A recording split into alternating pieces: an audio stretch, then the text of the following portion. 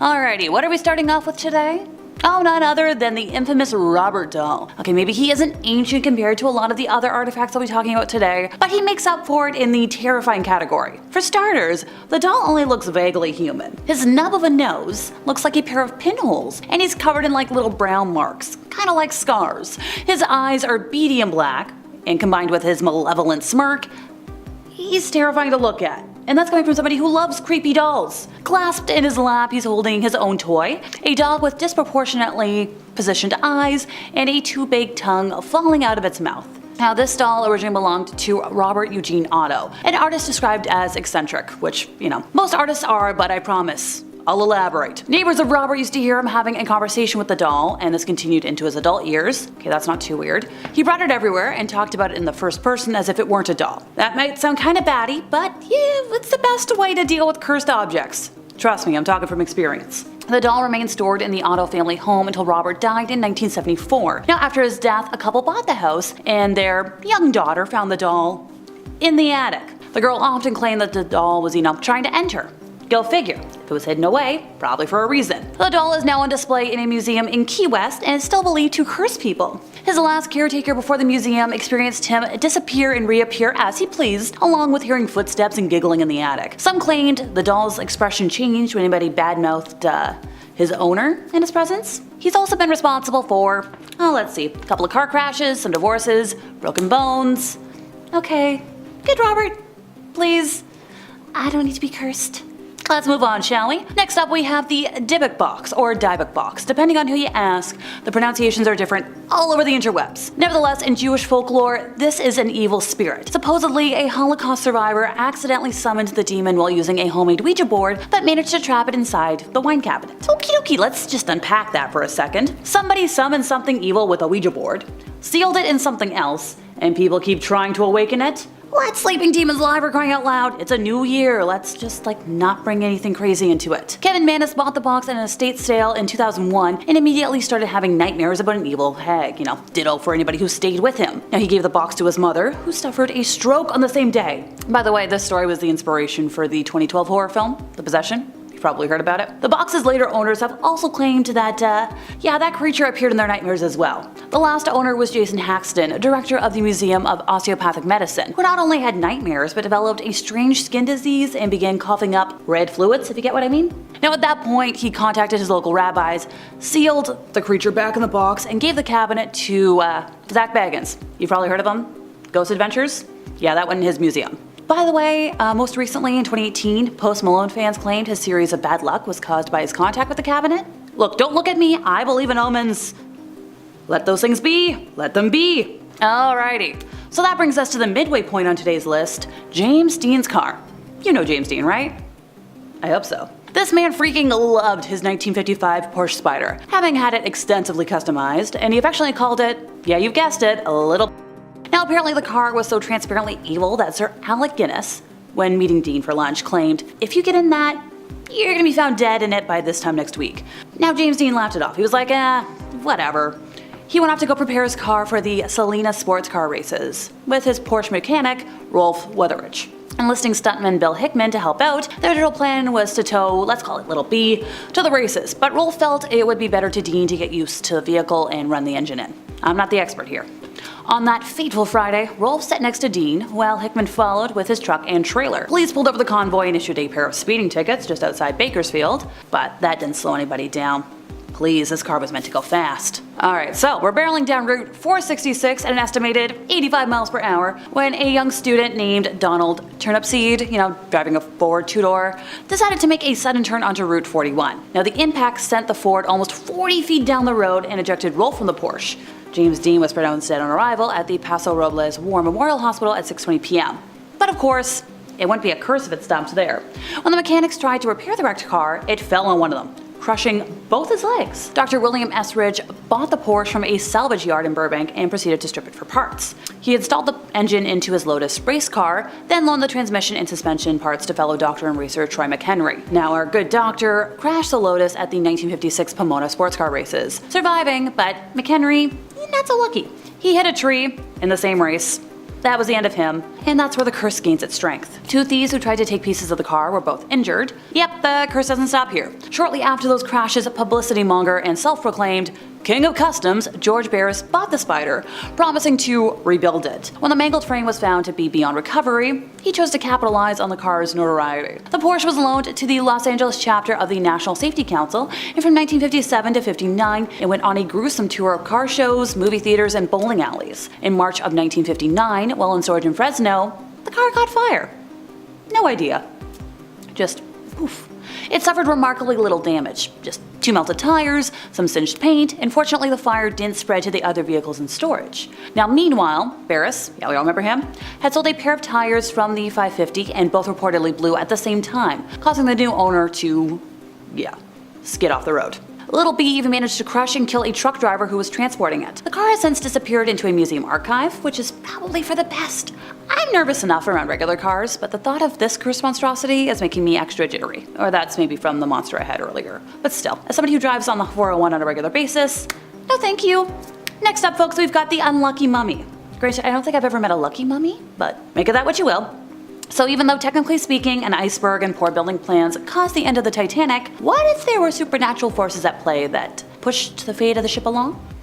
Enter, you guessed it, the unlucky mummy. It was donated to the British Museum in July of 1889 by Mrs. Warwick Hunt of Holland Park, London, on behalf of Mr. Arthur F. Wheeler. It was displayed in the first Egyptian room of the museum from the 1890s and has remained on public view ever since, with the exception of periods during the First and Second World Wars, when it was removed from its case for safety. It has left the museum on a number of occasions when it formed part of a temporary exhibition held at 2 venues in Australia, and between February 4th to May 27th of 2007, along with a bunch of other pieces, the unlucky mummy was exhibited at Taiwan's National Palace Museum during a press conference. The mummy to which the article belonged is said to have been left in Egypt since it never formed part of the collections of the British Museum. The mummy board is currently displayed in room 62. The name unlucky mummy is misleading as the artifact isn't really a mummy at all. I promise I'm getting to it, but it's a painted wooden mummy board. So it's kind of like the inner coffin lid. It was found at Thebes and can be dated by its shape and the style of its decoration to the late 21st or early 22nd dynasty. In the British Museum, it is known by its serial number EA22542. The beardless face and the position of the hands with the fingers extended show that it was made to cover the mummified body of a woman. Her identity isn't known due to the brief hieroglyphic inscriptions containing only short religious phrases and omitting mention of the name of the deceased. The high quality of the lid indicates that the owner was a person of high rank. It was unusual for such ladies to participate in the musical accompaniments to the rituals in the temple of Amun-Ra. Hence, early British Museum publications described the owner of 22542 as a priestess of Amun-Ra. E. Wallace Budge, keeper of Egyptian and Assyrian antiquities from 1894 to 1924, also suggested that she might have been of royal descent. But we're not quite sure. I'm not a history expert, folks, for a lot of reasons. And finally, we have the one chair you might not want to sit in. Or don't take my advice and see for yourself. Popularly known as Busby's stoop chair, this wooden furniture is cursed by the spirit of Thomas Busby, who was known to ruthlessly, kill people. Thomas was arrested, tried, and condemned to death after he killed his father-in-law, Daniel Oddie, in 1702. Oddie and Busby were running a coin counterfeiting business, as well as other criminal enterprises, and they argued about the business, which ended with me ending you, Before getting hanged for his crimes, he requested to have a meal in his favorite local pub. And upon finishing his meal, he stood and said, "May sudden death come to anyone who dares sit on my chair." And ever since then, 63 people who dared to sit on the chair met untimely and terrifying deaths. I'm sorry, someone out there waited until the death toll got to 63 before deciding, maybe there's something wrong. I feel like I would have noticed the common link in deaths by, 20 weird deaths or so? At least. Specifically, locals claim that during the Second World War, Canadian airmen from the nearby base at Skipton-on-Swale went to the pub, and those who sat in the chair never returned from missions over mainland Europe. As recent as the 1970s, some fatal accidents were linked with the chair. Busby was, ended at Sand Hutton Crossroads, beside an inn, which later had its name changed to the Busby Stoop Inn. The site of the execution, opposite the pub on the A61 and A167 crossroads, which are apparently now a roundabout, was said to be haunted by his ghost. Later, the owner of the pub donated the chair to the Thirsk Museum in the United Kingdom, and it's still there, but it's hung up above the ground to prevent any further deaths. Granted, it's only about 1.5 meters above the ground, which I don't think that's high enough. Stupid people will still find a way. May I recommend a healthy 3 feet, or put it in a box, or even better, put it away forever? How about we kick things off with a decapitated saint and a talking head? Sounds like fun? I thought so. When the Vikings were raiding England in the 9th century, a saint named Edmund turned himself over to the invaders rather than have his people be overrun. According to the Lives of Saints, it was written by an author named Alfric of a word I cannot say. Now, Alfric was an English abbot who wrote a lot of autobiographies, a lot of homilies, and a lot of biblical commentaries in the 10th and 11th centuries. He tried to convert the Viking invaders. Edmund tried to convert the Viking invaders, and in response, they tormented and beheaded him, throwing his head into the forest. Contemporary Christian burial customs dictated the head must be buried with the body for sake of wholeness, anticipating the resurrection of the dead at the Last Judgment. A witness who had seen the beheading had an idea where to look, so a search party traveled the woods calling out for Edmund. Eventually, hearing the head itself respond, "Here, here, here!" They find Edmund's head, which was speaking to them, miraculously being guarded by a wolf, which kept the other little critters at bay. After the head was recovered, Edmund was given a martyr's burial. Years later, the body was exhumed from the local churchyard to be moved to a nicer location, and apparently the body looked almost entirely healed, and the head had reattached itself to the body with just a thin red line around his neck to show where he had once been beheaded. No thank you. Little too creepy. Ooh, decapitation. Next up, a forgotten saint who haunts a blacksmith's dreams. Alfric wrote of a different saint, Swithun, whose gravesite had been forgotten by his community. So to ensure his veneration and remembrance, Swithun first appeared in a vision to a local blacksmith, telling him where to find the grave and how to know it's his. There's an iron ring on the coffin lid, and if you can pull it open, then all this has been true. The blacksmith was too scared to follow through, however, and an increasingly frustrated ghostie had to visit him 3 times before this guy finally went to the grave. Well, political turmoil in the local church prevented the original body from being moved inside the church, so his spirit was like, okay, let's try something else. He began appearing to others in the community, telling diseased people to visit his tomb to be healed. Eventually, the king noticed the healings and told the bishop to reinter the body within the church. After the body was moved, more and more people came to the tomb for healing. It was written that so much so that the walls were lined with the crutches and stools that had belonged to those who had been healed of their physical ailment. Look, I'm all for a ghostie doing good, but that's just a little wild. But hey, he got his point across. Here's a doozy: the determined ghost of a vengeful father. An Icelandic family saga known as the Saga of the People of Eyri catalogs several hauntings in medieval Iceland where the walking dead, called drug in Old Norse, sometimes return with malicious intent. One of the tales is about a man named Arnkel and his father, Thorolf Haldfoot, who died sitting up, eyes open, at the family's dining room table. Arnkel warned his family not to walk in front of the man's line of sight. He covered up the face and ordered a hole to be cut in the wall through which Thorolf could be carried out, likely to confuse the body in case the undead tried to return home. Both of the oxen who carried the body to his grave died, as did many animals who went near his burial site, and soon Thorolf began haunting the valley, causing farming families to flee left and right. Arnkel decided to move the body, which was all undecayed and most evil to look upon. After they moved him to a new gravesite, they built a wall around it in an attempt to keep Thorolf contained. Soon after, Arnkel was killed, and even the wall couldn't keep the ghost from returning to attempt to avenge his son. Another group of men exhumed Thorolf's body yet again, and this time they burned it, scattering the ashes in the sea. Some of the ashes, however, were caught in a wind, and a cow who accidentally ingested them later gave birth to a bull who killed a man who had been one of Arnkel's nemesis. Take that, folks.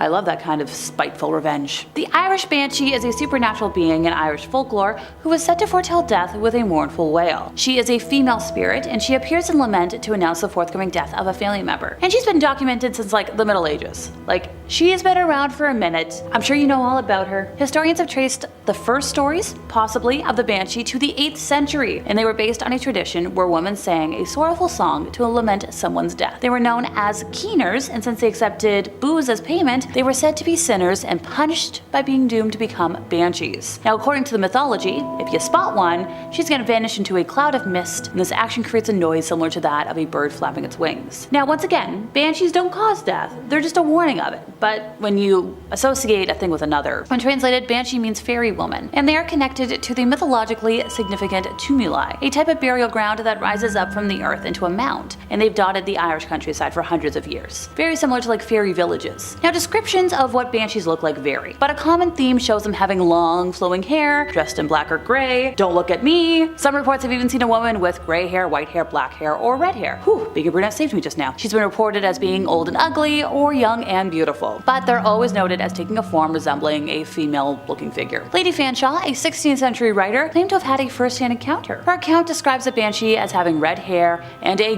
ghastly complexion. Lady Wilde, writing in the 19th century in Ancient Legends of Ireland, states the size of the banshee is another physical feature that differs between regional accounts. Though some accounts of her standing unnaturally tall are recorded, the majority of tales that describe her height state the banshee's stature as short, anywhere between 1 and 4 feet. Whew, once again, I am 5 feet, we're good. Her exceptional shortness often goes alongside the description of her as an old woman, though it may also be intended to emphasize her state as a fairy creature. Originally, many believed that the Irish banshee only visited those coming from a noble, powerful family, or pure Irish families, because traditionally there were only 5 major Irish families. Let's see if I get them all right. The O'Neills, the O'Briens, the O'Connors, the O'Grady's, and the Kavanaghs. However, it is believed that intermarriage has long since extended this selective list. And yes, although a visit from an Irish banshee may not seem the most welcome of encounters, the appearance of the banshee was seen as a fairy privilege. There is a wider Celtic tradition as well, by the way. Folks have documented similar spirits in Wales, Scotland, in the Highlands in particular. Accounts of banshees have also been found in Norman literature, but it's the Irish one that is the most famous. Nowadays, beliefs in the banshees are not common, like we're talking modern times. But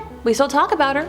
If I said like, hey, have you heard about a banshee? People are like, oh yeah, wail like a banshee, like it's still a common phrase. And finally for today, on December 4th of 1872, a British-American ship called the Mary Celeste was found abandoned and floating in the Atlantic Ocean. The Canadian brigantine Die Grazia found her in a disheveled but seaworthy condition, under partial sail and with her lifeboat missing. Now, she was found with her cargo fully intact, minus the lifeboat, which appeared to have been boarded in an orderly fashion, but why? We may never know, because nobody on board was ever heard from again. Gotta backtrack for a moment here. The Mary Celeste set sail from New York, bound for Italy, in November of 1872. The ship was manned by Captain Benjamin Briggs and 7 crew members, including Briggs' wife and their offspring. Little bit of history on the captain.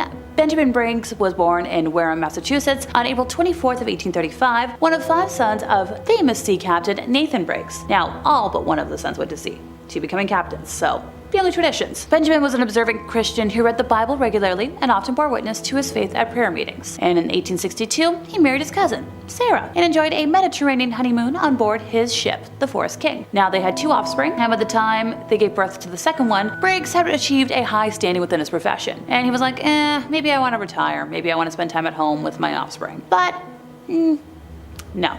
That didn't happen. The original plan was to go into business with his brother, Oliver, because he had also gotten a little tired of wandering around. But it didn't happen. They were like, let's invest in a ship instead. Oliver invested in Julia A. Halleck and Benjamin in the Mary Celeste. Now, supplies on board the Mary Celeste were set to last for 6 months. And there was like some really luxurious items as well. Talking like a sewing machine, a piano. Historians and commentators generally agree that to abandon such a worthy ship, something crazy or alarming must have happened. But the last entry on the ship's daily log reveals nothing unusual, and inside the ship, everything's been in order. Theories over the years have included mutiny, pirate attack, even a giant octopus or sea monster. But the cause behind this ghost ship remains unsolved. Now, if you want to talk about the origins of the ship, the Mary Celeste was built in Spencer's Island, Nova Scotia, and launched under British registration as Amazon in 1861. It was constructed of locally felled timber with 2 masts and was rigged and was carvel built, the hull planking flush rather than overlapping. She was transferred to American ownership and registration in 1868, and that's when she got her new name. After that, she sailed uneventfully until the 1872 voyage. At the salvage hearings following her recovery, the court's officers considered a lot of possibilities of foul play, but no convincing evidence supported any of the theories. The inconclusive nature of the hearings fostered continued speculation as to what had happened to the ship's occupants. Like, there's been a lot of theories, folks. I know I talked about the obvious ones already, but it was like, oh, maybe the booze fumes from the cargo did something. Maybe there was a submarine earthquake. Maybe there was a giant squid. And our favorite, paranormal intervention. Now, the ship was found, so after the hearings, she continued on in service under new owners. But in 1885, her captain deliberately wrecked her off of the coast of Haiti as part of an attempted insurance fraud. But the story of the abandonment, well, it lives on, because we still don't know what happened. Even Sir Arthur Conan Doyle wrote a story about it. Like, it's pretty famous. So we're gonna kick things off with a newspaper clipping that was put in a Florida fanzine called Florida Mat Wars. It's like a zine, you know, like really fun. This was in February of 1987. So a picture of Maurice Tillet, better known as the French Angel, was included with the article with the following caption: "Pro wrestler came back from the dead to play chess with a pal." Now, Maurice was a grotesquely deformed professional wrestler with the soul of a poet who could speak 14 languages. Now, he passed in 1955, but here we are. 25 years later, American businessman Patrick Kelly is claiming to have played chess with him from beyond the grave. So before he had passed away, the 2 guys had often played chess in the businessman's home, just hanging out. Now, these ghostly games began after Kelly bought a computerized chess set. Now, the businessman always played on his library desk, where a plaster cast of, our buddy's face just stood. Now, late one evening, the computer deviated from its programmed plays and used an 18th century opening, which was invented by a French master, a play that Maurice had used constantly. Kelly recalled, I played up the game, and next morning realized the computer wasn't plugged in. Now, I thought nothing of it at the time, but a few weeks later, the computer suddenly used a similar opening, and once again, it was not plugged in. So Kelly had the engineers, check the system, and they found the computer would operate without electricity as long as this death mask was near. Now, the businessman had the mask x-rayed for concealed electronic devices, but it was solid plaster. So Kelly says, when I want a game, I set up the pieces without plugging the set in. If there is no response, I know Maurice is not present. But often in mid-game, the computer will start to play above its normal level, and I know he stopped by. So I pull out the plug and the game goes on. Maybe it's the fact that the plaster once encased a dead person's head, or that we're viewing the expression of a lifeless face, but whatever the reason, death masks are just downright freaky. But they've been popular throughout history. The practice of making death masks has been around since ancient times, and was common well into the 20th century.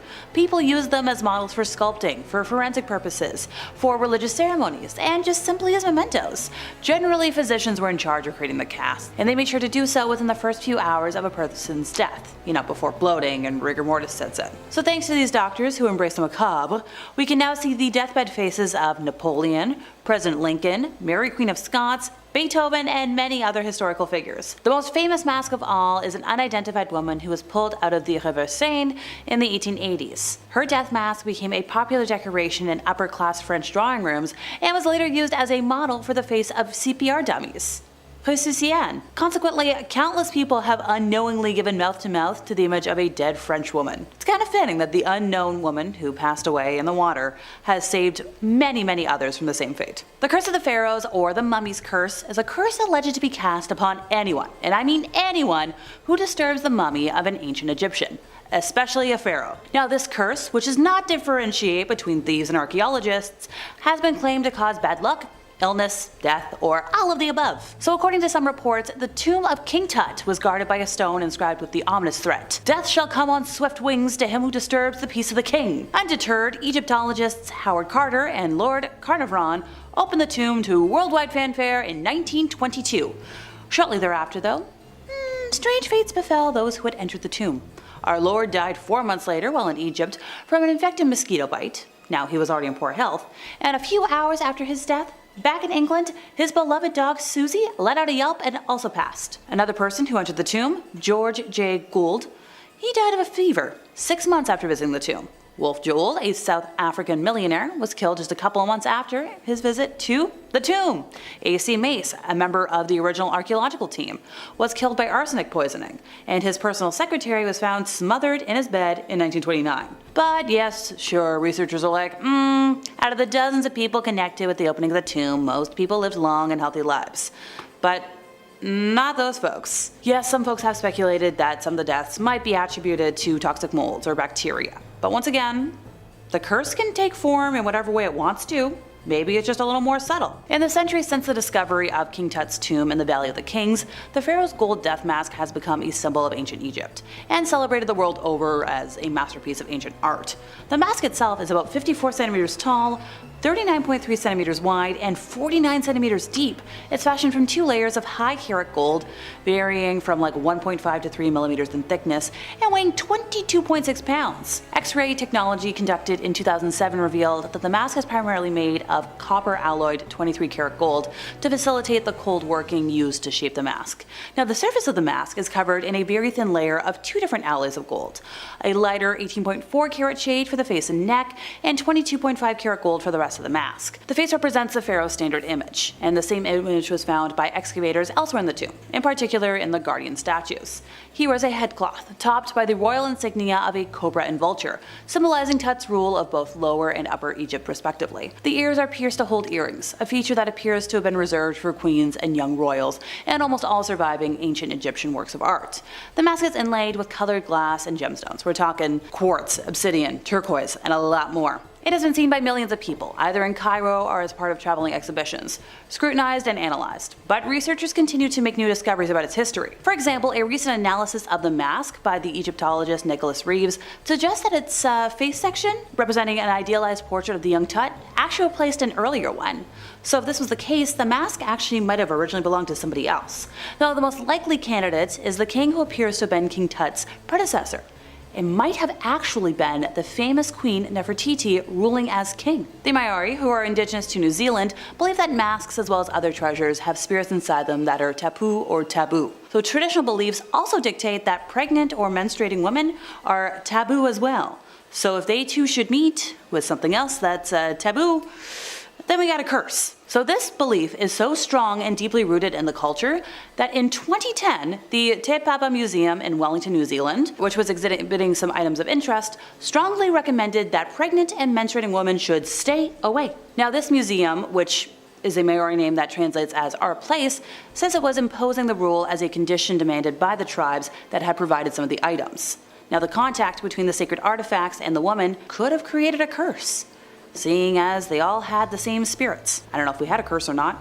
Fingers crossed. According to legend, a mask was recovered at the property of a recently deceased gentleman who lived in Key West, Florida, and was said to have been stolen from an ancient tomb in Egypt decades prior. Folks who held the mask, mostly psychics, reported sensing South or Central American energies. Now the caretaker of the gentleman's estate said that he heard it was from a tomb, but he had assumed it to be Egyptian rather than from South or Central America. The psychics thought that the pyramid they were seeing was probably an Incan or Mayan tomb instead, and when they held the mask in their hands, it was very cold, but then suddenly became hot. I mean, like, it would numb their hands and send tingles up their arms as far as their shoulder. The most sensitive psychics wouldn't even touch it at all. So while it is clear there is strange energy attached to it, it's also possible that there is a curse. Something not unheard of when it comes to protecting sacred items from thieves or other enemies. And finally for today, the artifacts currently on display at the Fort Leonard Wood Museum are literally the tip of the iceberg compared to the entire collection. The exhibits in question at the John Mahaffey Museum complex are only about 10% of the thousands of historic relics residing and that are safeguarded in the basement of the red brick structure that houses the U.S. Army Engineer, Chemical Corps, and Military Police museums. Now display items are rotated for conservation and to present fresh exhibits to museum patrons. One such item? A Mickey Mouse gas mask, which is too fragile to even be taken out of its protective case. Therefore, it has to remain cataloged in the basement. So how did this come to be? Well, on January 7th of 1942, a month after Pearl Harbor, the owner of the Sun Rubber Company, along with his assistant, were like, let's sketch this out as a gas mask. It's a little friendly, and it was intended for a younger audience. It was given the look of Mickey Mouse to make it a little less scary looking. And this company went to produce a little over 8,000 of these gas masks, and they were given the E for excellence by the Army in 1944 because of it. The masks were never produced in sufficient quantity to be distributed en masse, and very few would survive the coming years. There's only a couple that exist today. It's pretty neat though. Right, so how was this place cursed? Allow me. So Fort Leonard Wood was deactivated in 1946 after the end of the mass extinction event. Now the military training demands brought about by the world conflict caused this place to spring back to life in August of 1950. Now it's no wonder that with all the soldiers, we're talking over 3 million folks who have passed through the gates of this place in the past 63 plus years, there's been a couple of ghost stories. One in particular dealt with the spectral residents of the small town of Blood, or B-Land for my sakes. It is a little known but established fact that the US government used the right of eminent domain to acquire most of the 71,000 acres to build Fort Leonard Wood. Now the history of the post may have started with a modest groundbreaking ceremony, but the fact remains that the residents of many small towns and villages were forced to move from their homes to make way for this place. Now according to local newspaper stories, a soldier named James Clown, yeah, you heard me right, was court-martialed and imprisoned for a year in 1942 after he was found intoxicated and unconscious while on guard duty. Now he had been assigned to patrol a part of Fort Leonard Wood, which had been the previous location of B-Land. Now he stated that while he was on duty, he heard several strange noises near his post, and when he went to investigate the source of the eerie noises, he was taken captive by riotous ghosts, whose language he did not understand, and that the band of ghosts forced him to drink hard cider through a straw until he passed out as a result of his inebriated state. Fast forward to 1943, the ghosts come back with a vengeance. This time a young soldier named Randall Ellsworth suffered the same fate. Rather than court-martialing him, military commanders were like, okay, this place is off limits. it's cursed. And 31 years later, 1974, the ghosts are back again. Same thing this time, but we've got 3 people affected. And they claimed it. Taken hostage by ghosts, hard cider, and...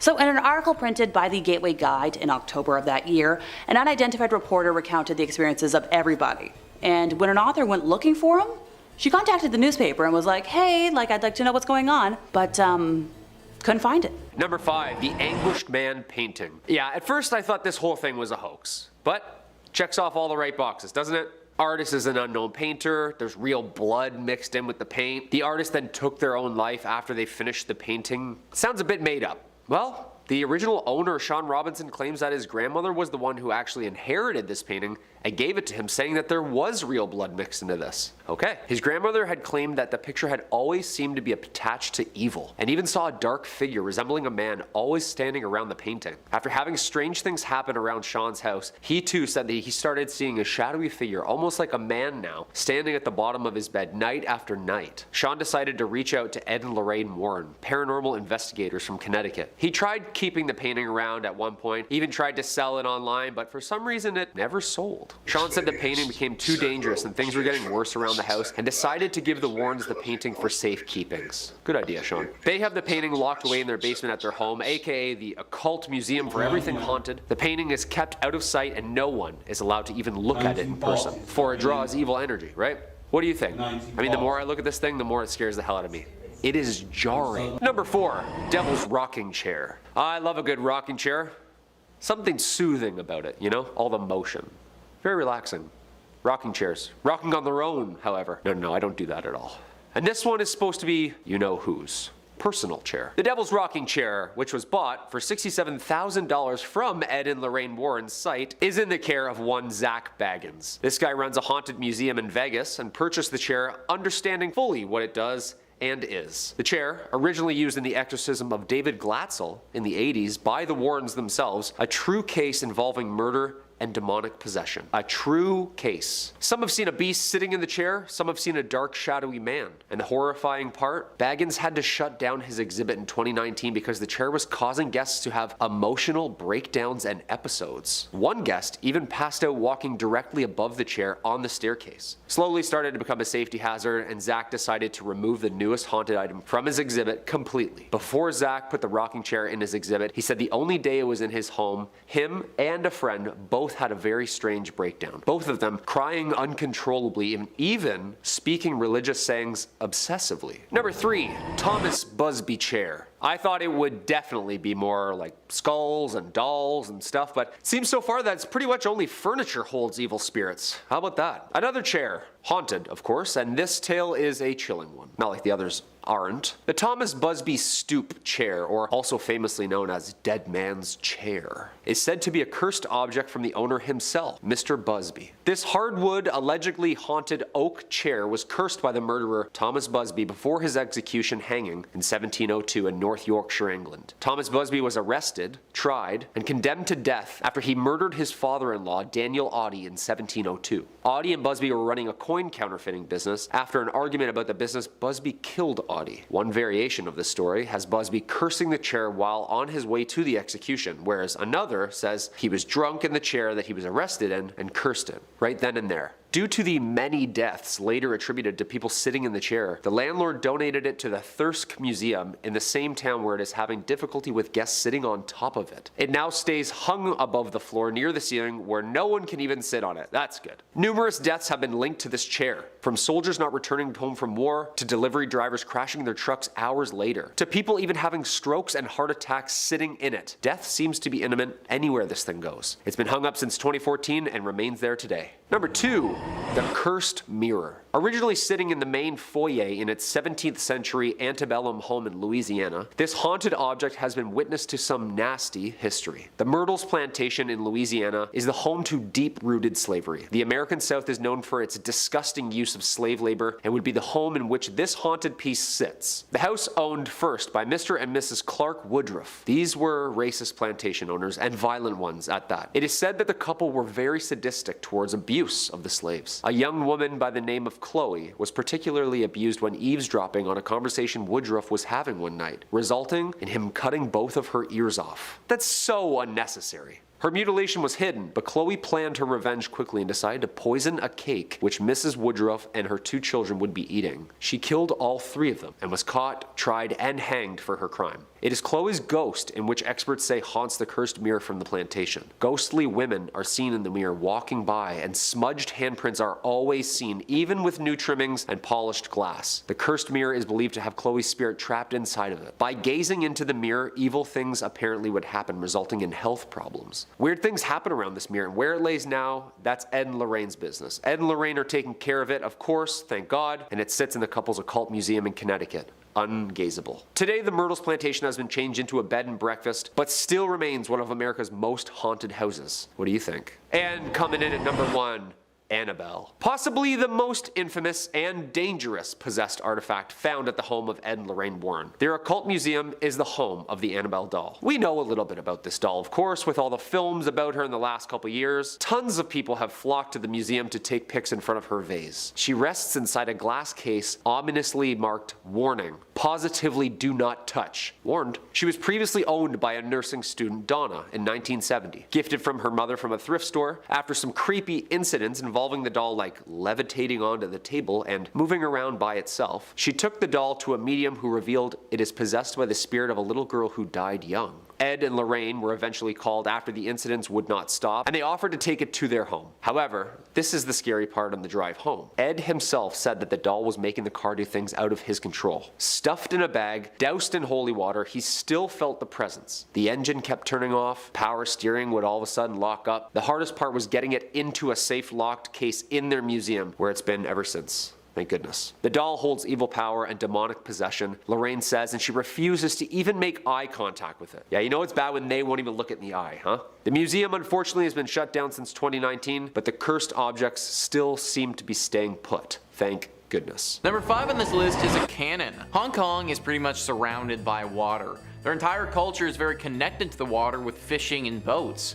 That's why finding things in the water isn't totally shocking. However, when that thing is a super heavy, super old cannon, then it's a tad bit more interesting. History Things says experts believe that this discovery might lead them to uncover more hidden treasures beneath the harbor city. Bill Jeffrey, the archaeologist working with Hong Kong's Underwater Heritage Group, comments that we see this as the tip of the iceberg. The Hong Kong SAR is 60% water, and yet nearly no archaeology has been done underwater here. The granite stock, which is known as the cross piece that can be found on most anchors, was around 6 feet long. This piece lay 10 feet below water and was situated near Hong Kong's High Island. After investigating this ancient maritime artifact, experts have discovered that this granite stock dates back between 960 to 1278 AD. This anchor fits the exact style and material that would have been used during China's Song Dynasty. I think what makes this so mysterious is that comment about how hardly any of the water has been explored for archaeology. Finding something like this underwater as they did can only mean one thing. Either somebody partied a little too hard 1,000 years ago and decided that taking a cannon out in the middle of the ocean and throwing it overboard was a good idea, or, and much more realistically, there are more archaeological finds to be had underwater. Who knows how many things they could discover just lying at the bottom of the ocean. Number 4 on this list is a tiny bird. Okay, so I'll be honest folks, this one isn't super mysterious, but it did come from China and it is wicked cool. The artifact is a very small bird sculpture, literally so tiny that you could probably fit 20 of them in one hand. It's made from blackened bone and doesn't really look like much. Just a very basic bird potentially sitting atop of a perch. So what makes this thing so special and why has it made our list? Well, this little bird is pretty freaking old. This tiny sculpture of a bird discovered at Lingjing, China is 13,500 years old. We're talking about something that is hundreds to thousands of generations older than we are right now. This Paleolithic bird being the ripe young age of 13,500 years years is the oldest discovered 3D piece of art in all of East Asia. The way that it's made also indicates that there are a lot more of these little guys to be found. How smooth the sculpture is shows that this wouldn't have been a one-off from the artist, and they knew what they were doing. I guarantee that whoever made this that many years ago couldn't even begin to comprehend that their tiny sculpture would make for a talking point on a YouTube video this many years later, and honestly, that's pretty cool. Number 3 on this list is bronze vessels. Indiana University says that these bronze vessels were found in tombs and were made for use in rites performed on ancestral altar or cast specifically for burial with the dead. Only Chinese kings and high-ranking nobility could afford such expensive and labor-intensive artifacts which required a knowledge of mining, smelting, metallurgy, and casting to execute. From Shang Dynasty records comprised of some 200,000 inscriptions on bone and turtle shells, we know that Chinese ancestors were procreated with elaborate rites, feasts, and sacrifices. If ancestors were displeased with the activities of their descendants or the rituals offered to them, they might fail to act on their progeny's behalf or even cause their descendants harm. This could come in the form of poor harvests, droughts, or famine. The Chinese believed in a complex world of spirits which comprised a multitude of nature deities, royal ancestors, and others who controlled important earthly phenomena such as weather, harvests, births, deaths, and military campaigns. So it's pretty clear that these bronze vessels played a role in the rituals the Chinese performed with their dead, but the passage also leads me to believe that they may have been involved in causing people to die in the first place. These are ritualistic artifacts, and considering the Chinese believed in a complex world of spirits, I don't think it's unrealistic to think that they may have used these in rituals to curse someone with a poor harvest or even death. To use these bronze vessels in appealing to a deity and have that deity help them with their current issue. Of course, I'm only speculating here, and the exact use of these things in rituals will probably remain a mystery. Number 2 on this list is the Sanxingdui masks. The Sanxingdui masks are some of the most recent and most mysterious discoveries that archaeologists have made in China in quite some time. Aaron Reich says, remains of a gold mask dating back 3,000 years were found in a huge treasure trove of artifacts discovered at an archaeological site in China's Sichuan province, which sheds more light on an ancient civilization that remains mysterious to historians. The mask consists of around 84% gold, measures 28 centimeters high and 23 centimeters wide, and weighs about 280 grams, according to the English Language Daily reported. But according to Lei Yu, head of the Sanxingdui site excavation team, the whole mask would weigh over half a kilogram. If a whole mask like this was found, it wouldn't just be the largest and heaviest gold object from that period found in China, but the heaviest gold object found from that time period anywhere. The mask remains one of over 500 artifacts found in the cache at the site. The Sichuan province is one of the most mysterious provinces in China. These masks are gorgeous too and look to be extremely valuable. No one currently knows what they were used for. Something this beautiful has to be connected to royalty or to some sort of ancient and important ritual. Potentially something that someone might wear when performing a ritual that would connect them to a god or some other deity. Very little is known about this dynasty and their practices, so sadly these masks and what they were used for will also remain a mystery. And finally, number 1 on this list is the Terracotta Army. The Terracotta Army has got to be the most famous Chinese artifacts to have ever been discovered. There's just simply nothing in the world that comes close to rivaling their uniqueness. Chinese workers digging a well in 1974 made a startling discovery: thousands of life-size terracotta figures of an army prepared for battle. Now called the Terracotta Army or Terracotta Warriors, the figures are located in 3 pits near the city of Xi'an in China's Shaanxi province. After the warriors were discovered, the site became a museum and a UNESCO World Heritage Site in 1987. The pits are situated less than 1 mile to the northeast of a pyramid-shaped mausoleum constructed for the first emperor of China,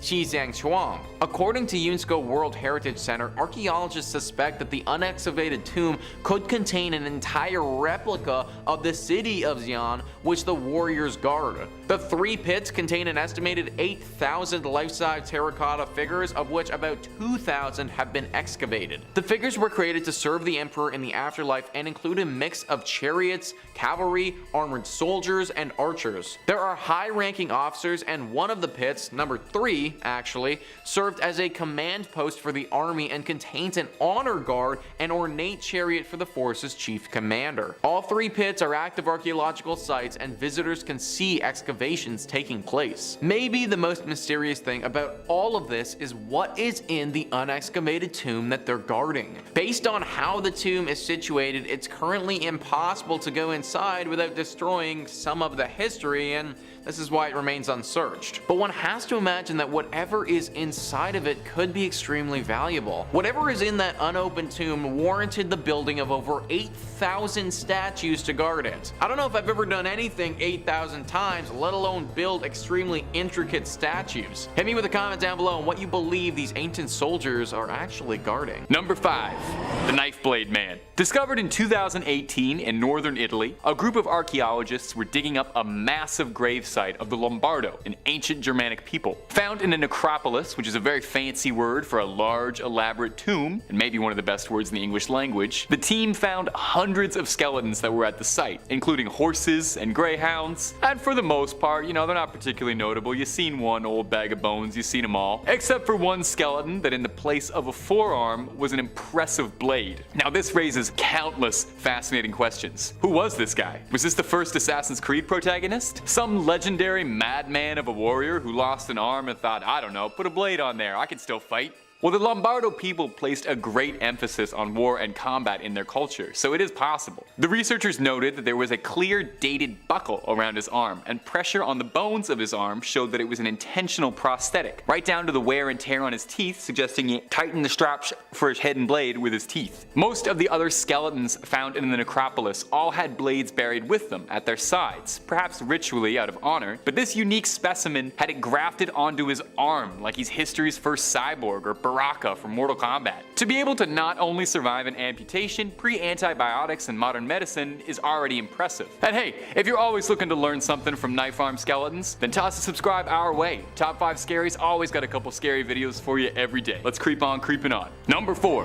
The Hanging Coffins. We're going up to China for our next one, specifically Hubei, China. There's a cave there that the locals call the Cave of the Fairies, and you've probably already realized that there's gonna be a dark secret involved with the Cave of Fairies. We never talk about anything nice here. It was said that the mythical creatures were supposed to live in the cave, but those who explored it inside found that there wasn't much of anything living at all, instead finding something deeply disturbing. Rows and rows of coffins, some hanging from ropes, some jammed, wedged between the rocks of the cave. The coffins themselves were massive, weighing around 200 pounds each, and some destroyed and ravaged. Dating the coffins puts them at around 1200 years old, and are thought to have been put up by the ancient Bo people, an extinct culture hailing from China, famous for this unique practice of hanging coffins from caves. It's thought that this served 2 purposes. 1, as a ritualistic offering meant to bless the dead, and 2, from a practical, pragmatic sense, it would prevent any would-be carrion eaters from picking through to get a meal. Fascinatingly, it can be seen that all of the coffins were carved from a single tree, one big log. One wonders if that was part of the ritual element of it. Now, the coffins being smashed is interesting, because the discoverers of the coffins theorized that the damage was actually pretty recent, dating it to the 1960s. And their prevailing theory was that someone wandered into this cave in a place of desperation and smashed the coffins to garner some firewood in the hopes that they could survive the night and not pass among the hanging dead. Let's just hope they didn't release any ancient curses at the same time. Number 3. The Black Sarcophagus. Now, you might have heard of this one before. If you were on Twitter much a couple years ago, maybe you remember vaguely hearing about sarcophagus juice. Maybe those words are ringing a strange bell. There was a pretty good petition going around to let people drink the sarcophagus juice. But let's back up a bit. What is sarcophagus juice, and where did it come from, and why do we want to drink it? Well, I've got the answers. Somewhat. I've got some answers. In 2018, a team of archaeologists digging in Alexandria, Egypt, discovered a massive granite black sarcophagus, which immediately set off everybody's warning signs that you should not touch that. People wondered what the 30-ton stone slab could be containing, with some even suggesting it could have been the mighty body of Alexander the Great. People warned the archaeologists that there, could be some ancient evil, like when King Tut's tomb was raided and a very strange curse befell the explorers and excavators. Well, what they found wasn't a hidden curse, but honestly something stranger. 3 skeletons inside the coffin with a skull shattered by an arrow and a whole lot of mysterious black goop, or sarcophagus juice. So again, looping right back around it, what is the sarcophagus juice and does it taste good? Well, scientists analyzed the sludge and discovered that it was made from a combination of animal fats, tree resin, beeswax, and crude oil. The sludge has been recovered out of multiple coffins and sarcophagi, so it's not exclusive to this dreaded one. But that doesn't explain why this nasty stuff is there. Well, there's some theories about this, no concrete answers, but I'll do my best. It's said that when someone died, they become a form of the god Osiris, who is associated with death and rebirth. Osiris was called the Black One, and is depicted with very dark black skin in the guise of a mummified body. As well, black is also a color associated with the deposits on the bank of the River Nile after a flood season. Fresh and fertile soil was seen as inherently regenerative. So it's theorized that with the linking concepts of Osiris and the regeneration of the soil, soaking and filling the coffins with this black sludge was a very confusing part of the mummification process. Number 2. Headless Vikings. In 2008, a group of archaeologists were doing some fairly routine work in Dorset, a seaside town in England, in a rather dull job to improve local roads around the area. As could be expected, not too much of note was discovered, except for the mass grave of 54 headless Viking mercenaries. And not just were their skulls missing, but the rib cages, arms, and leg bones were all arranged neatly, surrounded by discarded teeth. No clothes or weaponry was discovered. So what happened? Because nothing my imagination is coming up with is conjuring anything good. Well, the bones revealed some fascinating finds, and I'll warn you now, by Odin's beard, they're all terrifying options. The teeth surrounding the grave were all filed down, but done neatly as if a craftsman had done it. Obviously, pre-Novocaine dental surgery wouldn't go down easy, so the process must have been excruciating, suggesting perhaps these men had it done to them out of some sort of punishment, or they did it to themselves to frighten their opponents and show them just how strong they were. Neither one of those options is particularly pleasant to consider. But now let's get spine chillin' with it. The archaeologists' prevailing theory about what happened to this big Nordic pile of bones is that looking at the wound patterns on the ribs and the torso bones were smart, surgical, precise blows, not matching with a rabid hack job you'd expect from a brawl. The archaeologists suggested that the Vikings weren't slain in battle, but rather offered up perhaps to some sort of strange, sadistic ritual, or perhaps a mass execution. It would explain why the men had no gear with them as well. The large number of bodies and intense cruelty of it suggests that there wasn't any trained executioners, leading to the prevailing theory that it's a dark, dark ritual. Number 1. Bog people. Name one good thing that's ever been found in a bog. Need some help? There's never been one. For peat farmers in northern Europe, it's a thankless life, working in wet, muddy bogs and occasionally finding leathery preserved bog mummies. Due to the low temperatures, lack of oxygen, and high acidity of bogs, bodies found there are preserved disturbingly well. Well, preserved is a bit of a misnomer. They're twisted and rived, but they're intact, sort of. It's hard to think of these as preserved well because they look like the scariest things you've ever seen, but the process is weirdly fascinating if you're interested in looking up something disgusting. This happens all over northwestern Europe, with no one specific case to point to. It happens all over Ireland, Germany, Great Britain, the Netherlands, and so on. The bodies range from anywhere as old as 8,000 years old, preserved, to the most recent appearing to have been from the early turn of our century. Now, no one really has any idea how many of these bog bodies could be out there, and no one really knows how the unfortunate bog victims ended up in their final muddy resting spot. Some of them could possibly have just been unlucky souls who found themselves lost and fell in. But another prevailing theory is that Roman Iron Age people in northern Europe sacrificed people to the bogs, which sounds too dark to be real, but apparently is. They would also offer people as sacrifice or as punishment for their perceived social imperfections, which, may I just say, I am very glad this practice isn't commonplace, because I would be cast into the bogs faster than you could say peat deposit. Number 5. King Casimir IV. In the 1970s, 12 archaeologists opened a tomb in Krakow, Poland of unknown date. Somewhere around 500 years ago, they think. 1427, King Casimir Jagiellon IV. He grows up to become the Grand Duke of Lithuania in 1440, and then, eventually, King of Poland in 1447. Fast forward back to the 1970s. The Chapel of Wawel Castle. They find a wooden coffin basically rotten, and what remained were only sections of the king's decaying corpse. Spooky. But then 4 out of the 12 researchers who were working on exhuming the tomb passed away the following couple of days. Suddenly this seemed to be a repeat of a similar event that happened about 50 years ago. Yeah. At least a dozen researchers, either working on site or handling artifacts in a lab, began to experience severe health problems, even lethal. Yeah. Talk about cursed tombs. Holy moly. An agreement to examine the historical site was debauched for a while, excitement for any kind of scientific research due to the strict government in the 1970s, you see. Cardinal Karol Wojtyla, this guy was a huge supporter of scientific research and already studying King Casimir's dad. He was responsible for the decision to open and study the tomb a few years later. And after that, a few years later, he becomes Pope John Paul II. Like, how awesome is that? Guy was woke back then. He was like, nah, science rules, we need to dig in. The story caught the attention of a nation. Before the burial site was exhumed, the archaeologists and citizens all joked that the tomb was cursed and those who continued should proceed with caution. And then 4 of them, well, yeah. I mean, numerous types of mold spores that cause potential health risks to humans if inhaled. This is like the Howard Carter case all over again. Most tombs in ancient sites contain a pathogenic fungus called Aspergillus flavus. Causes allergies, asthma, and likely fatality. Yeah, big stuff. Heavy stuff. Number 4, the Assyrian tablet. As always, dudes, if you like what we do here at Top 5 Scary, hit that thumbs up button, alright? 6'1" height. That's how tall I am, and that's how tall our next curse is, but engraved onto a slab of basalt. 6'1", absolutely massive, and talk about heavy too.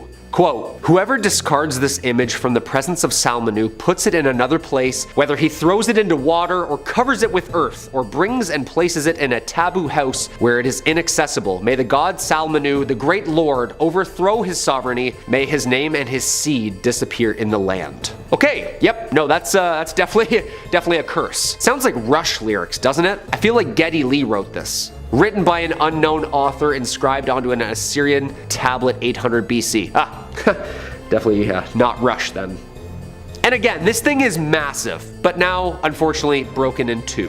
One half ended up in the hands of the British Museum and the other Bonham's auction house. Look, I understand private collectors are a thing, but like, can we just have like a non-biased, geographically neutral ancient library that we can all just collectively study? So many that's mine, no, that's mine. Sounds like kids fighting over this stuff, doesn't it? We're all just curious, we want to know. The fragment in the British Museum's collection was found in 1879 in Syria. It was formed in basalt to commemorate a military achievement of King Adad Nirari III. The British Museum has the top of the statue with the image of the knight's head portion. Again, this thing has gone through so many legalities about ownership, like, where did we find it? Who wrote it? The carvings show the rulers alongside sacred symbols, the winged sun disk of Shamash, the star of Ishtar, and the thunderbolt of the weather god Adad. The lower portion was put up for auction by a private collector in London in 2014, and in 2017, the bottom half made international headlines. Once again.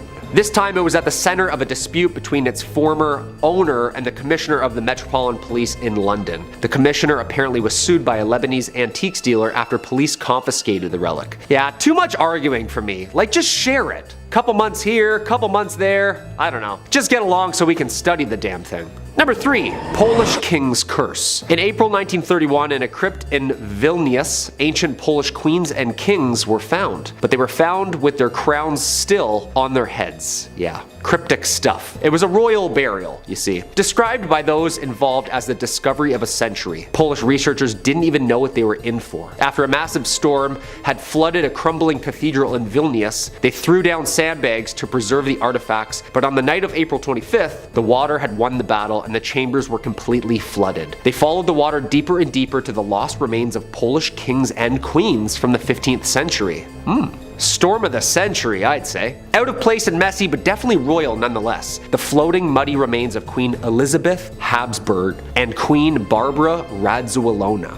Royalty. Not meant to be really floating around in the rainwater, you know? Now after these discoveries, that's when things get creepy. That's when the talks of a so-called curse began. Those involved in the findings began to die in unusual circumstances. Professors falling down elevator shafts, 2 having undisclosed medical issues, 1 professor becoming paralyzed in an accident, Professor Julius Klaus died from an unusual illness. Like, scary.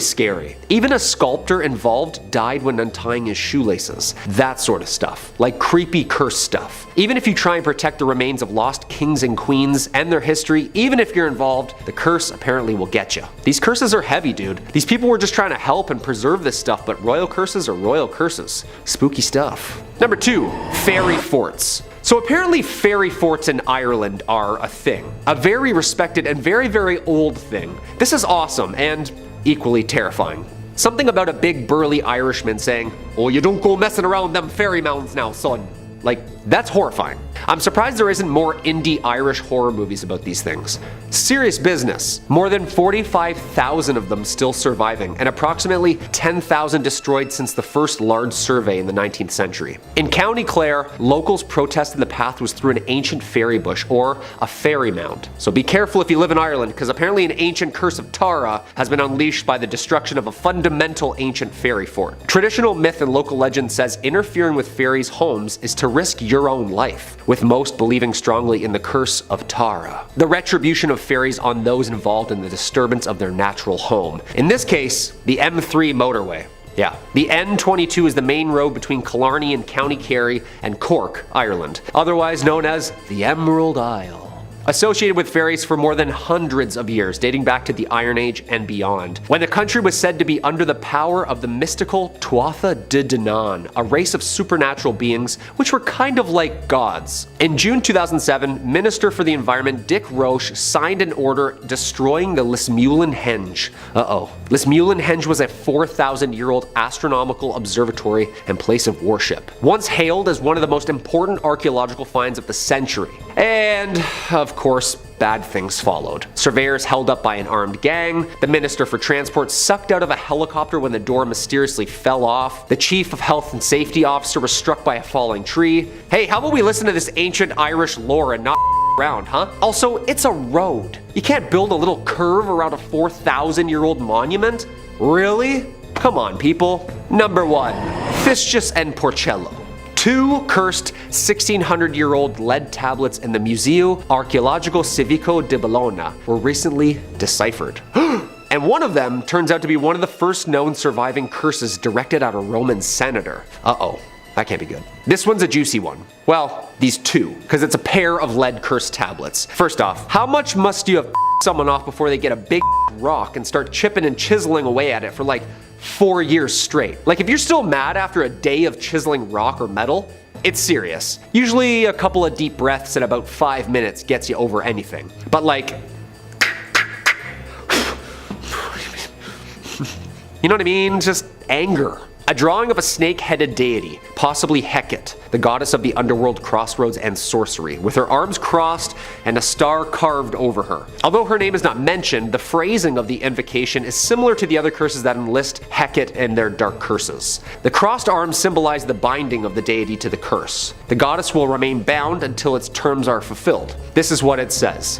Quote, "Crush, kill Fistus the senator. May Fistus dilute, languish, sink, and may all of his limbs dissolve." Okay, it's a little harsh, no? The other lead tablet, cursing Porcello, has a little less violence, but still, yeah, pretty hateful. The cursed person's named Porcello and his wife Morelia. Same snake-headed deity with crossed arms, but this time, Porcello gets a drawing too. He's portrayed as a wrapped mummy with his arms crossed and his name written on both of them. Quote, "Destroy, crush, kill, strangle Porcello and Morelia. Their soul, heart, and buttocks, liver." Again, what did these people do? Like, liver? That's so specific. Unfortunately, we don't know where they came from. They were acquired by the museum in the 19th century, then forgotten about until about their rediscovery in 2009. The museum has no specific record of acquisition of the tablet's provenance. They could be anywhere from the late Roman Empire. Yeah, anywhere. The two curses, mainly written in Latin and inscribed on thin lead, would have been created by two different people in the late life of the Roman Empire. They both lay at the Museo Archeologico Civico in Italy. Yo, I don't want to get dissolved. People are saying dissolved a lot, you know? That's really harsh. This curses, man. Serious stuff. Number 5. Mirror, mirror. Starting off this list, we arrive at somewhat of a tame curse. I mean, not tame, because I've hit nothing but red lights for the past month since I broke mine. We've all broken a mirror or two, haven't we? Little hand mirror here or there. Apparently breaking some melted liquid sand can get you in some pretty hot water. Almost everybody has heard of breaking mirrors. Pretty well dooms you to at least 7 years and of bad luck. We've all done it. It happens. Well, apparently it's an old curse. This one's origins begin in ancient Rome. The Romans believed that the human soul would renew every 7 years, repairing whatever damage they had suffered during that time. They also thought that a mirror's reflection was a way to look inside said soul. So what they thought was, if you break a mirror, you break a little bit of your soul as well. which would then again have to go through this 7-year cycle to renew and cleanse that bad aura right out of you. Yeah, do this for 7 years as your soul is reborn. You endure misfortune because of your imperfect, now shattered soul. Sounds like a bad breakup. Mirrors were not cheap either back then, and they were pretty low quality and easily breakable. In order to avoid negligence to the owners, it was also known that breaking a mirror and the whole 7 years of bad luck thing was also a simple scare tactic. I'm not making any more mirrors. You know how much work that is? Like, if you break it, you buy it, pal, and 7 years of bad luck too. I don't know, it's hard. These take a long time to make. Next time, just watch your hands, please. Number 4, St. Anne's Well. As always, if you like what we do here at Top 5 Scary, hit us up with a like. A little spot my family likes to call home. Liverpool, England, and also one of the newest reasons that I'm never revisiting again. In 2016, archaeologists uncovered an ancient well near Liverpool that dates to the medieval era. Archaeologists say that they rediscovered a large sandstone well on a private farm in Liverpool. When archaeologists arrived at the site, there was barely anything of a well, as it had become completely filled with earth for hundreds of years. The cult of St. Anne was once a widespread medieval following. The mother of the Virgin Mary, Anne, is often associated with great and powerful healing wells. Anne supposedly bathed in the well, which was known for treating skin and eye diseases. Like OG LASIK, you know, just hop right on in, cataracts gone in a flash. Apparently for centuries, a priory of 12 monks tended to the well mid-16th century, and there was a huge competition and demand for this hot spring. The priory's father and his neighbor both claimed ownership. He's being snide, isn't he? He's being a snide one. Classic case of Darcy versus Delwaney. 2 days later, King Henry VIII shows up, and after all the talk with his men, they seized the well and both dudes lost out. Scouse luck, mates, go on, Scouse luck. Apparently lore goes, Delwaney cursed Darcy, and according to legend, Delwaney then dropped dead on the spot. Talk about karma, dude. Within 3 months, Darcy's son had passed away from unknown illnesses as well as Darcy losing his job. And a year later, Darcy was found at the bottom of said well. Despite the grim legend, the well continued to be used even after the lore had become widespread. It actually made it more popular. It was purposely buried, but then recently discovered, restored, and reinforced. I only do the wishing wells. You know, those are the only wells that I do. They're the nice kind. Number 3, the Knights Templar. Everybody knows about the superstition about the number 13. Supposedly unlucky. Dude, I lived on the 14th floor for like 3 years. Lights always flickered, always. Just saying. We're also familiar with the Friday the 13th being unlucky and not just a banger of a Halloween movie. But not a lot of people know where this 13 thing actually originates from. In the early 14th century, King Philip of France was at war with the English. There was this really rich group called the Knights Templar, and after funding King Philip's side of the war, he didn't really have any intention on paying them back. Yeah, you see, the Knights Templar had become a powerful organization in Europe. The most powerful. During the Crusades, King Philip needed supplies and revisions. Never intending to pay them back, of course, Philip doubled down, conspiring with Pope Clement V, who, on Friday, October 13th, 1307, led an ambush, seize, mass arrest of the Knights leader Jacques de Molay and all of his men. They were all charged and imprisoned. He was tortured, imprisoned, and burned at the stake. However, before dying, Jacques de Molay cursed both enemies, claiming that both Clement and Philip would be dead within the year and that their names would be forgotten. Clement succumbed to a fatal disease. Philip died of a stroke, like right after each other. By 1328, all of Philip's sons and grandsons had perished from rapid illness, and the curse had sprung true. Yeah, I wouldn't cross the Navy SEALs of the medieval times. Probably not a good idea. Now I got flickering lights because you two backstabbed a cult army for doing something nice for you? Shame on you. Number 2, the Pella tablet. In 1986, archaeologists unearthed a cursed tablet during excavations of the ancient Macedonian capital of Pella. Archaeologists uncovered 1,600 Greek cursed tablets since then. However, the Pella tablet is still by far the oldest, and apparently the most cursed. Created somewhere between 400 and 350 BC, the Pella tablet is a letter to the gods asking them for help to curse a woman who stole her man's heart. And not like a sappy mixtape or anything, this curse is inscribed on lead scroll. It's metal paper. The writer, one who calls herself Dagina, calls upon divine powers from the gods to solve her problem. Her beloved, Dionysophon, is on the verge of marriage to another woman. Dygaina wants him to herself, of course, and then asks the gods for some help. The language on the stone is so old that it actually predates the modern and ancient Macedonian language. These cursed tablets, or spell scrolls, were called katatismoi, or deficciones, and it was widely believed that they would continue to work and curse as long as the text and tablet existed. Basically, as long as there's batteries in there, it's gonna keep on cursing. James L. O'Neill from the University of Sydney interprets the translation of the ancient text as, quote, "Forbid by writing the ceremony and the marriage of Dionysophon and Thetima, and all other women, and widows and virgins, but especially Thetima. And I assign them to Macron and the Daemones. And whenever I shall unroll and read this again after digging it up, then Dionysophon may marry. But not before. May he not take any wife but me, and may I and no other woman grow old with Dionysophon. I am your suppliant. Pity me, dear Daemonis, for I am weak and bereft of all friends. But protect me so this does not happen and evil Thetima will perish evilly. But may I be fortunate and blessed." Whoa, for never was a story more woe than this of Thetima and her Dionysophon. I think it sounds better than Romeo and Juliet. What do you think? I mean, that's not very nice to wish there, Dygaina. Kinda mean if you ask me, and very jealous. Also, Thetima, girl, you gotta split. This girl's out here looking for you. You're gonna catch some hands for talking to someone else's man. I'm just saying, you've been warned. Number 1, the Bjorktorp runestone. Of course, the number 1 spot, Bjorktorp runestone.